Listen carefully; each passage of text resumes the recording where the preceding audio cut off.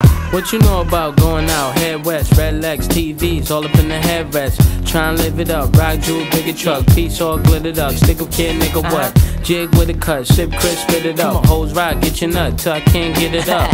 I'm a big man, get this man room, I done hit everything from Cancun to Grand Tune. Why you stand on the wall, hand on your balls, lighting up drugs, always fighting in the club. I'm the reason they made the dress code, to figure out what and why. You are now tuned into Respectthenext television. Right now we're in the heart of Harlem today with my guest today, Joshua Johnson. What's up, y'all? Josh Johnson here, you know what I mean, at Penn State University, Watley alumni, junior.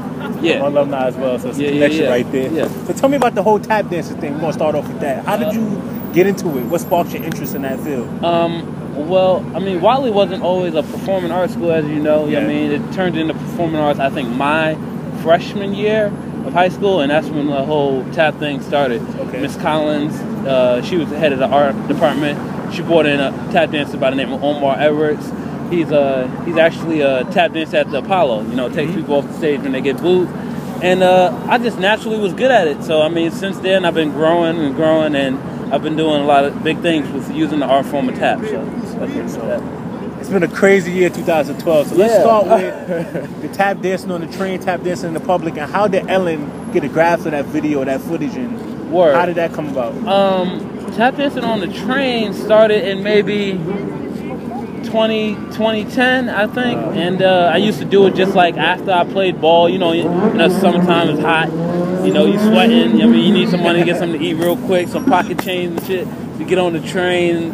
And I make like $20. I'm good, so I would just do it every now and then on a daily basis, just for change and stuff. For survival at first, basically gives money. Yeah. And then then I went off to school, and I knew I didn't have the money, but I knew I could always make money going on the train if I went hard enough. So I wanted to see how much money I could make. So I started off with raising money for the books. Okay. Then it started off with raising money for paying bills at school because I was living off campus. And then I didn't have a meal plan, so I started using it for that.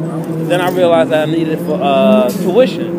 So, and that's how it happened. But the first thing that happened, the big media thing I did was the New York Times. Okay, They wrote a story, and they produced a television series of tapping my way to college.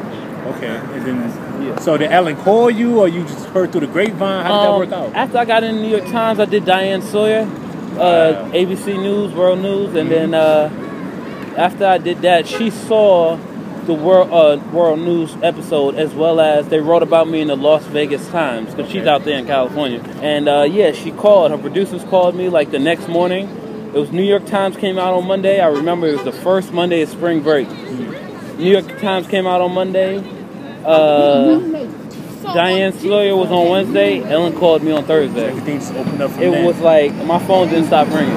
So after that, how did things open up after that? After the Ellen DeGeneres show, I see you was on the Teen Nick Awards. Yeah, Nickelodeon Choice Awards. Yeah, that was pretty dope.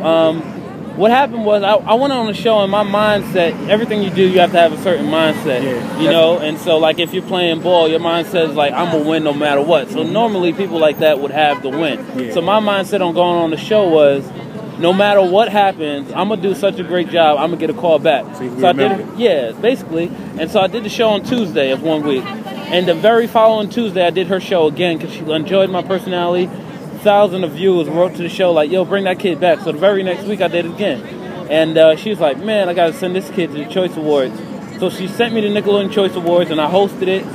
And I met all different types of people, from Selena Gomez, Justin Bieber, Will Smith. Will Smith hosted the whole thing. I hosted just the red carpet, which was before. Like the pre-show? Yeah, the pre-show, basically. And so, and she knew I love Will Smith because he's a dope artist, actor and whatnot.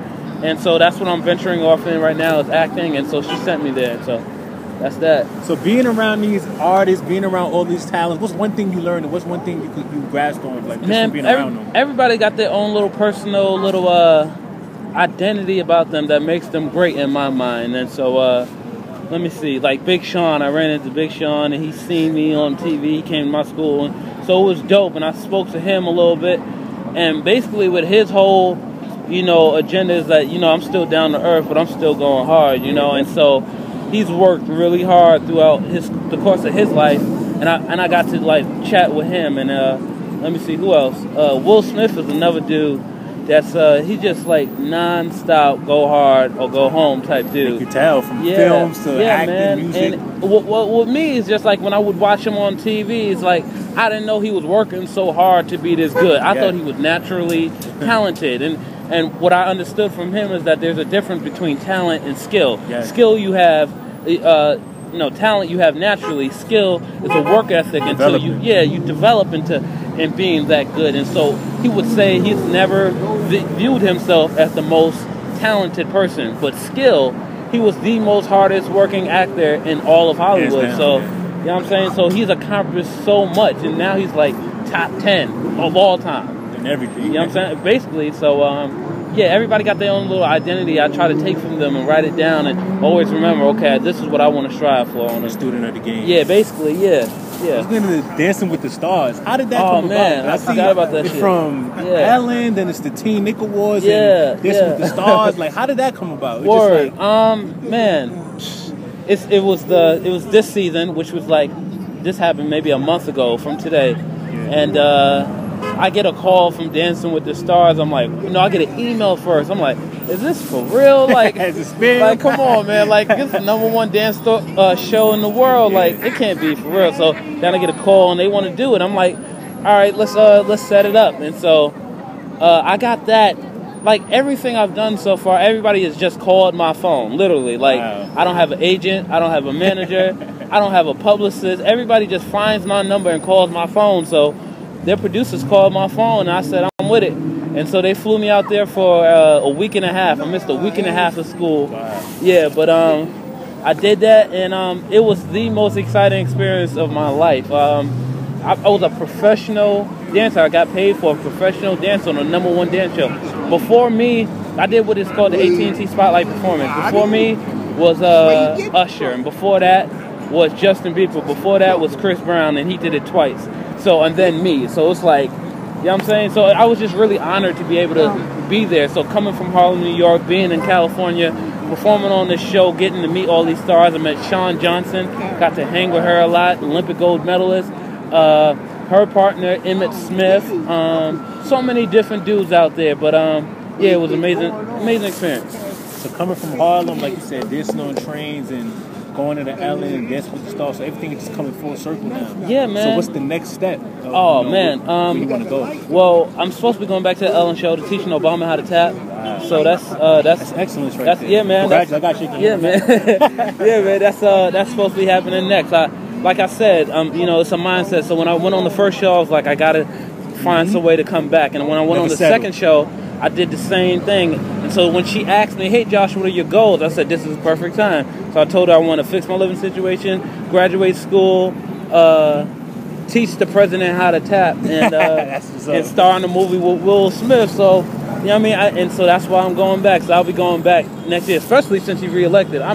Which is like OD popping. You know what I'm saying? Like, now I know I'm going back on the show. And that's supposed to be happening next. But my ultimate goal after I graduate school is perform for the introduction ceremony of the Rio 2016 Olympics. Oh, wow. Yeah, so I want to be out there in Brazil doing that. Just kind of like putting on my own production, just like we did out there doing with Dancing with the Stars. Mm-hmm. And so, Big things, look out for that. Yeah, man, trying to do that for real. So when it comes to tap dancing in the inner cities, it's a lot of art behind it, a lot of technique, but why do you think a lot of kids choose to play basketball, football? But why is tap dancing, it's very popular, but it's not as popular as those sports? Man, they say tap dancing is actually a dying art form, right? And it kind of is, but when I go to these festivals and I get invited here and here and there around the world, it's so many tap dancers, but it's just like, they're keeping it to themselves. So I'm just trying to show it like to the world almost, and I'm kind of doing that. And but to answer your question, I wasn't always a tap dancer. I started tap dancing like at the age of 13, 14, 15 maybe. And so like the only thing I was into, as you know, is ball. You know what I mean? That's the only thing. But everybody has these hoop dreams, and I don't knock them at all. I mean, I think with work ethic, you could be anywhere. You know what I mean? So if that's your hoop dream and you working at it, well, prepare to meet greatness when you get to that level. You know what I'm saying? But why is that the only thing available? I don't know, man. I guess that's how we grow up. We grow up in who we surround ourselves with in our community. We see a lot of these dudes balling nonstop, and we see a lot of these dudes either like fighting. So either you a thug or you a baller. You know what I'm saying? It's pretty much no in between. Oh, you both. You know what I'm saying? So it was. I was blessed with tap, and I just kind of like doing a lot of different artsy stuff. I was always into instruments and music. So when I seen tap, I was like, oh, and then I realized I was good at it. I just kind of ran with that. So that's pretty much that.